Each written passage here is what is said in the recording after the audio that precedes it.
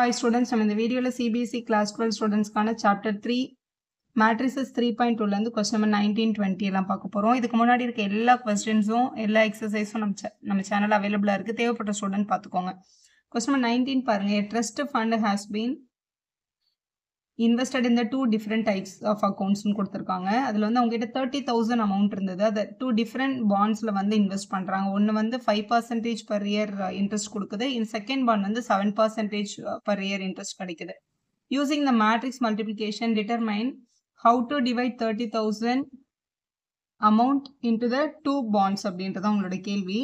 To obtain the annual total interest வந்து 1800க்கு என்ன வரும் 2000க்கு என்ன வரும் ரெண்டு கொஸ்டின் கேட்டிருக்காங்க இப்போ நம்ம கிட்ட. இப்போ முதல்ல 30,000 அப்படின்ற அமௌண்ட்டை ரெண்டா பிரிச்சு ரெண்டு பாண்ட்லேயே வந்து இன்வெஸ்ட் பண்ண போறோம் இல்லையா.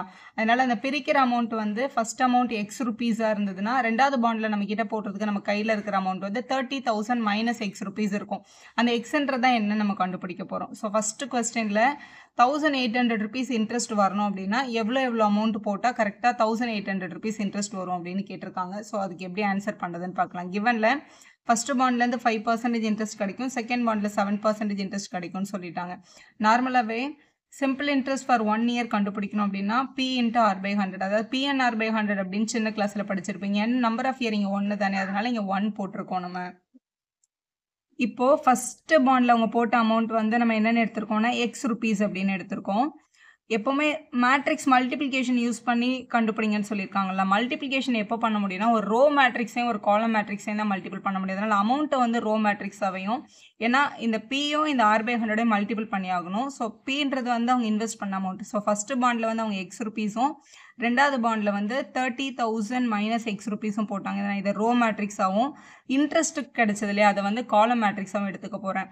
இன்ட்ரெஸ்ட்ன்றது 5%, 5%னா 5/100 அர்த்தம். ஃபர்ஸ்ட் பாண்ட்லேருந்து ரெண்டாவது பாண்ட்லேருந்து 7% அவங்களுக்கு இன்ட்ரெஸ்ட் கிடைச்சது. இது ரெண்டத்தையும் கேல்குலேட் பண்ணால் வந்து டோட்டல் இன்ட்ரெஸ்ட் அமௌண்ட் எவ்வளோனா 1800 தான் உங்களுக்கு கொஸ்டினில் கொடுத்துருக்காங்க. ஃபர்ஸ்ட் பாண்ட்லேருந்து 5%, செகண்ட் பாண்ட்லேருந்து 7% எடுத்தால் 1800 கிடைக்கும். அதனால தான் ஒரு மேட்ரிக்ஸை ரோவாகவும் இன்னொரு மேட்ரிக்ஸை காலமாகவும் எடுத்துக்கணும். இப்போ மல்டிபிள் பண்ணிடலாம். எக்ஸ் இன்ட்டு 5/100 மல்டிபிள் பண்ணால் 5x/100 ப்ளஸ் 30,000 மைனஸ் எக்ஸும் 7/100 மல்டிபிள் பண்ணிடலாம். So 30,000 minus x multiple by 7/100 அப்படின்னு கிடைக்கும், விச் இஸ் ஈக்குவல் டு 1800. இப்போ இங்கேயும் 100 இருக்கு, இங்கேயும் 100 இருக்கா, ரெண்டு 100க்கு ஒரு 100 காமனாக எடுத்து அந்த சைடு கொண்டு போய்க்கலாம். இப்போ நம்ம கிட்ட நியூமரேட்டரில் ஒரு 5x இருக்கும், ப்ளஸ் இந்த 7 இங்கே உள்ள மல்டிபிள் பண்ணிடலாம். 7 3s are 21, அங்கே ஒரு 4 0 இருக்கு, minus 7 into x 7x, which is equal to இங்கே ஆல்ரெடி 1800 இருந்தது. மல்டிபிள் பை இந்த ரெண்டு 100க்கும் எல்சிஎம் எடுத்து அந்த பக்கம் எடுத்துகிட்டு வந்திருப்பாங்க, இங்கே 100 அப்படின்னு கிடச்சிருக்கும். ஸோ இங்கே வந்து நம்பர்ஸ்ன்னு பார்த்தீங்கன்னா இது ரெண்டும் எக்ஸில் இருக்குது, இது மட்டும் தான் நம்பரில் இருக்குது. ஸோ நம்பர் அந்த பக்கம் அமைச்சிடலாம், எக்ஸை மைனஸ் பண்ணிடலாம். 5xல் 7xை மைனஸ் பண்ணால் 2x கிடைக்கும். இங்கே வந்து இதை மல்டிபிள் பண்ணும்போது 1 into 18 18, இங்கே 2 0, இங்கே 2 0, அப்போ மொத்தமாக இங்கே 4 0 இருக்குது. ஸோ 1,80,000 மைனஸ் இங்கே இருந்த 2,10,000 வந்து அந்த பக்கம் எடுத்துகிட்டு வந்துடலாம். ஸோ இங்கே மைனஸில் வந்துடும், இப்படி மைனஸ் பண்ணிக்க முடியும். So minus 2x is equal to இதை மைனஸ் பண்ணிடலாம். ஸோ மைனஸ் பண்ணால் 30,000 கிடைக்குது. பெரிய நம்பர் சைன் மைனஸில் இருக்கிறதுனால மைனஸ் 30,000 மல்டிபிள் இருக்க மைனஸ் 2 அந்த பக்கம் போனால் டிவைட் ஆகிடும். அப்போ x is equal to minus 30,000 divided by 2. So cancel பண்ண மைனஸ் 2 இருக்குது, மைனஸ் மைனஸ் கட் ஆகிடும். ஸோ நம்மளுக்கு என்ன கிடைக்குதுன்னா 15,000 கிடைக்குது. அப்போ 30,000 இருந்த அமௌண்ட்டில் 15,000 ஃபர்ஸ்ட் பாண்ட்லையும் செகண்ட் பாண்டில் 30,000ல் 15,000 மைனஸ் பண்ணால் அதே 15,000 தானே வரும். இப்போ ஃபர்ஸ்ட் பாண்டில் 15,000, செகண்ட் பாண்டில் 15,000 அவங்க டெபாசிட் பண்ணாங்கன்னா இவ்வளோ இன்ட்ரெஸ்ட் கிடைக்கும் அப்படின்னு எழுதிடணும். ஸோ ஃபைனலாக இப்படி எடுத்து எழுதி ஆன்சர் கம்ப்ளீட் பண்ணிக்கலாம். இப்போ இதிலே வந்து 1800க்கு நம்ம ஆன்சர் பண்ணிட்டோம். கொஸ்டினில் பாருங்கள் 2000க்கும் எவ்வளோ வரும் அப்படின்னு கண்டுபிடிக்க சொல்லியிருக்காங்க. அப்போ கொஸ்டினில் இதே மாதிரி ப்ரொசீட் பண்ணணும். ஸோ அதில் இப்போ பி பார்ட் ஆன்சர் பண்ணுறதுக்கு அதே கொஸ்டின் அதே அமௌண்ட்டு தான், ஆனால் இன்ட்ரெஸ்ட் மட்டும் 2000 rupees வரணும் அப்படின்னு சொல்லியிருக்காங்க. ஸோ அவங்க இன்வெஸ்ட் பண்ண அமௌண்ட்டில் ஃபஸ்ட் அமௌண்ட் வந்து எக்ஸ் ருபீஸ், ரெண்டாவது அமௌண்ட் வந்து 30,000 மைனஸ் எக்ஸ் ருபீஸ். அதே இன்ட்ரெஸ்ட் தான். 5%னா 5/100, 7%னா 7/100. ஸோ இன்ட்ரெஸ்ட்டால் மல்டிபிள் பண்ணும்போது அவங்களுக்கு கிடைச்ச டோட்டல் இன்ட்ரெஸ்ட் எவ்வளோவா இருக்கணும்னு சொல்லியிருக்காங்க, 2000 இருக்கணும்னு சொல்லியிருக்காங்க. அதே மாதிரி தான் கால்குலேட் பண்ண போகிறோம். ஸோ எக்ஸும் 5/100 மல்டிபிள் பண்ணும்போது 5x/100 அப்படின்னு கிடச்சிரும். அடுத்து இந்த 30,000ஐயும் 30,000 மைனஸ் எக்ஸையும் 7/100 மல்டிபிள் பண்ணிக்கணும். இன்ட்டு 7 இங்கே கீழே 100 இருக்கும், விச் இஸ் ஈக்குவல் டு 2000. இங்கே டினாமினேட்டரில் 2 100 இருக்கிறதுனால ஒரு 100 காமன் 100 எடுத்து அந்த பக்கம் எடுத்துகிட்டு போயிடலாம். அப்போ நியூமரேட்டரில் ஒரு 5x ப்ளஸ் இங்கே 7 3s are 21 அப்புறம் அந்த 4 0 minus 7x is equal to இங்கே ஆல்ரெடி நம்மக்கிட்ட ஒரு 2000 இருக்குது. இப்போ மல்டிபிள் பை ஒரு 100 கிடச்சிருக்கு. ஏன்னா டினாமினேட்டர் இருக்க 100 அந்த பக்கம் எடுத்துகிட்டு போயிட்டோம். இப்போ 5xையும் 7xையும் மைனஸ் பண்ணிட்டோம்னா மைனஸ் 2x கிடைக்கும். இங்கே மல்டிபிள் பண்ணிக்கலாம். இப்போ 2 1s are 2 அங்கே ரிமைனிங் இருக்கிற ஜீரோஸ் கிட்ட 5 zeros இருக்குது. இங்கே 3 இங்கே 2 அப்போ 2 lakhs கிடைக்குது. இங்கே இருக்கிற இந்த ப்ளஸ் 21 வந்து இந்த பக்கம் எடுத்துகிட்டு வரும்போது மைனஸ் ஆகிடும். ஸோ இவங்களை மைனஸ் பண்ணும்போது மைனஸ் 10,000 அப்படின்னு கிடைக்குது. இங்கே மல்டிப்பிளில் இருக்கிற -2 இந்த பக்கம் எடுத்துகிட்டு வந்தால் டிவிஷனுக்கு வந்துடும். இப்போ x is equal to minus 10,000 divided by -2 minus minus cancel ஆகிடும். 2 டேபிளில் கேன்சல் பண்ணால் 5,000 rupees வருது. இப்போ ஃபர்ஸ்ட் பாண்டில் அவங்க இன்வெஸ்ட் பண்ணது எக்ஸ் ருபீஸ், அதாவது 5,000 rupees. செகண்ட் பாண்டில் இன்வெஸ்ட் பண்ணது 30,000ல் அந்த எக்ஸை மைனஸ் பண்ணிட்டு பார்த்தா கிடச்சிடும். 30,000லேருந்து 5,000 மைனஸ் பண்ணோம் அப்படின்னா 25,000 கிடைக்கும். இப்போ 25,000 rupees செகண்ட் பாண்டில் இன்வெஸ்ட் பண்ணியிருக்காங்கன்னு எழுதிடணும்.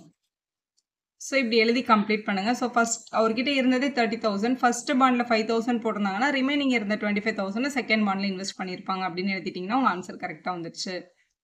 Next நம்ம question number 20 பார்க்குறோம். The bookshop of a particular school has 10 dozen chemistry book, 8 dozen physics book, 10 dozen economic books. Their selling price rupees 80, 60 and 40 each respectively அப்படின்னு கொடுத்துருக்காங்க. ரெஸ்பெக்டிவ்லினா இப்போ ஃபர்ஸ்ட் கெமிஸ்ட்ரி புக் 80 rupees, அப்புறம் physics book வந்து 60 rupees, economics book வந்து 40 rupees அதான் ரெஸ்பெக்டிவ்லின்னு கொடுத்துருக்காங்க. The total amount of the bookshop will receive from selling all the books using the matrix algebra அப்படின்னு கேட்டிருக்காங்க கொஸ்டினில். நார்மலாக இப்போ வந்து டசன் அப்படின்னா 1 டசன் அப்படின்னா 12 அப்படின்னு அர்த்தம். அதுக்குள்ள வந்து 12 கவுண்ட் இருக்கும். 1 டசன் பென் கொடுங்கன்னா 12 பென்ஸ் இருக்கும் அந்த பேக்கெட்டில். ஸோ முதல்ல நம்பர் ஆஃப் புக்ஸுக்கு வந்து மேட்ரிக்ஸ் ஃபார்ம் பண்ணணும்னா ஸோ 12 டைம்ஸ் இப்போ ஃபஸ்ட்டு 10 டசன் இருக்குன்னா 10, அப்புறம் 8 dozen of physics book, 10 dozen of திருப்பி எக்கனாமிக் புக்ஸ் இருந்தது. இதை முதல்ல நீங்கள் உள்ள 12 மல்டிபிள் பண்ணிட்டும் பண்ணலாம், இல்லை கடைசியாக கூட மல்டிபிள் பண்ணலாம். ஏன்னா 12 10s இது வந்து உங்ககிட்ட 120 புக்ஸ் இருந்திருக்கும். அப்புறம் 12 8s 12 10s மல்டிபிள் பண்ணிட்டும் பண்ணலாம். ஆனால் கடைசியாக மல்டிபிள் பண்ணால் தான் ஈஸி. அதனால் இப்படியே வச்சுக்கோங்க, இதான் உங்களோட நம்பர் ஆஃப் புக்ஸ். அப்புறம் அவங்களோட காஸ்ட், ஏன்னா நம்பர் ஆஃப் புக்ஸையும் அதோட காஸ்ட்டையும் மல்டிபிள் பண்ணால் தான் அந்த டோட்டல் அமௌண்ட் ரிசீவ் நமக்கு கிடைக்கும். ஸோ மல்டிபிள் பண்ணணும்னாலே நம்ம மேட்ரிக்ஸ் மல்டிபிளிகேஷன் பொறுத்த வரைக்கும் ஒரு ரோ மேட்ரிக்ஸையும் ஒரு காலம் மேட்ரிக்ஸையும் தான் மல்டிபிள் பண்ண முடியும்ல. ஸோ நம்பர் ஆஃப் புக்ஸை வந்து ரோ மேட்ரிக்ஸாக எடுத்தாச்சு. ஸோ காஸ்ட்டை வந்து காலம் மேட்ரிக்ஸாக எடுத்துக்கோங்க. காலம் மேட்ரிக்ஸில் அவங்க கொடுத்துருக்குற அமௌண்ட் 80 rupees, 60 rupees, 40 rupees அப்படின்னு கொடுத்துருக்காங்க. ஸோ இது வந்து ஒரே ஒரு ரோ ஒரே ஒரு காலம் தான் மல்டிபிள் பண்ண போகிறோம். ஸோ இதை மல்டிபிள் பண்ணிடலாம். ஸோ மல்டிபிள் பண்ணும்போது இந்த 12 இங்கே இருக்கட்டும், அதில் இவங்களை மல்டிபிள் பண்ணிவிட்டு கடைசியாக அந்த 12 எடுத்துகிட்டு வந்து என்ன பண்ணிக்க முடியும், நம்மளால மல்டிபிள் பண்ணிக்க முடியும். ஸோ இப்போ பாருங்கள், ஃபஸ்ட்டு இங்கே 10 இருக்குது, இங்கே 80 இருக்குது. 10 into 80 மல்டிபிள் பண்ணும்போது நமக்கு 800 கிடச்சிருக்கும். ப்ளஸ் 8 இருக்குது, இங்கே 6 இருக்குது, மல்டிபிள் பண்ணும்போது 480. ப்ளஸ் இந்த 10ம் இந்த 40யும் மல்டிபிள் பண்ணும்போது 400. ஏன்னா ஒரே ஒரு எலிமெண்ட் தான் இது. ஏன்னா ஒரே ஒரு ரோ ஒரே ஒரு காலம் ஒரே ஒரு எலிமெண்ட் தான் கிடைக்கும். 1 cross 1 இது ஆக்சுவலாக. ஸோ 12 மல்டிபிள் பை இவங்க எல்லாரையும் ஆட் பண்ணிடலாம். 800 400னா 1200. அதுக்கப்புறம் ஒரு 480 ஆட் பண்ணும்போது 1680 கிடைக்குது.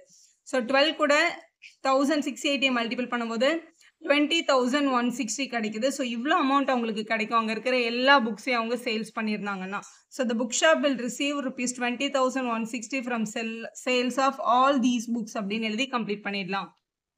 நெக்ஸ்ட் பாருங்க, எம்சிக்யூல XYZWPR the matrices of order இங்கே கொடுத்துருக்காங்க. ஸோ எக்ஸோட ஆர்டர் வந்து 2 cross n, ஒய்யோட ஆர்டர் வந்து 3 cross k, அந்த மாதிரி எல்லாத்தையும் எடுத்து எழுதியிருக்கேன். எழுதிட்டு choose a correct answer for these two questions. First question, the restriction on n and k and p so that py plus wy will be defined அப்படின்னு கேட்டிருக்காங்க.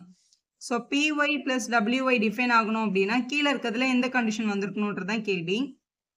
பேசிக் என்னன்னா, இப்போ 2 மேட்ரிக்ஸ் ஆட் பண்ணணும்னா 2 பேரும் ஒரே ஆர்டரில் இருந்தால் தான் நம்ம ஆட் பண்ண முடியும். ஸோ pyன்றதை ஃபஸ்ட்டு கண்டுபிடிச்சிட்டு wyன்றதையும் கண்டுபிடிச்சி தான் ஆட் பண்ணணும்.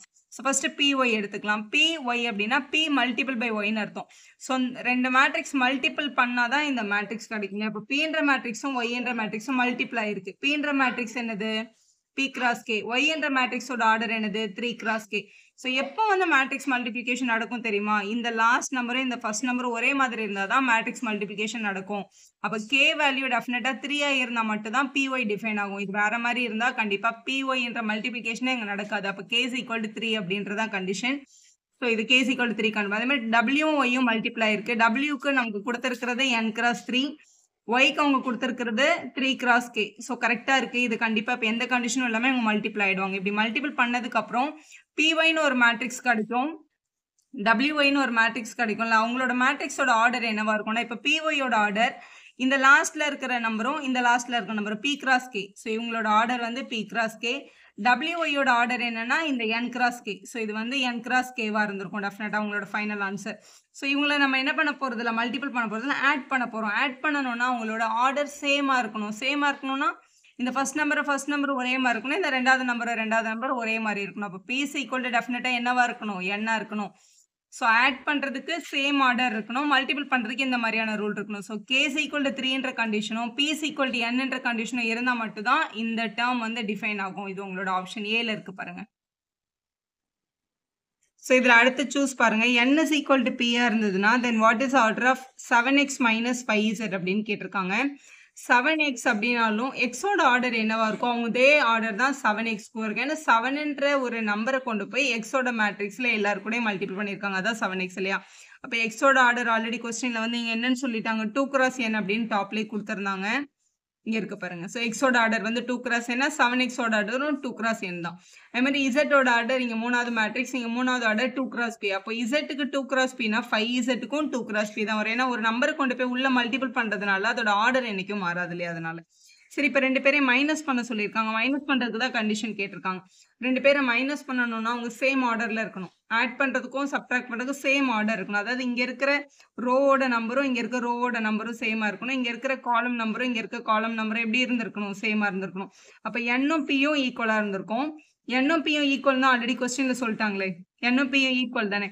அப்போ இவங்களோட ஆன்சர் மேட்ரிக்ஸோட ஆர்டர் என்ன அப்படின்னு கேட்டிருக்காங்க. வாட் இஸ் ஆர்டர் ஆஃப் இதோட ஆன்சர் மேட்ரிக்ஸ். அப்போ ஆன்சர் மேட்ரிக்ஸ் வந்து நம்ம எப்படி சொல்லலாம்னா, இது 2 cross என்னன்னா இதுவும் 2 cross என்ன இருந்தால் தானே மல்டிப்ளை மைனஸ் ஆயிருக்கும். ஒன்று 2 cross என்னன்னு சொல்லலாம், இல்லைன்னா 2 cross பின்னு கூட சொல்லலாம்.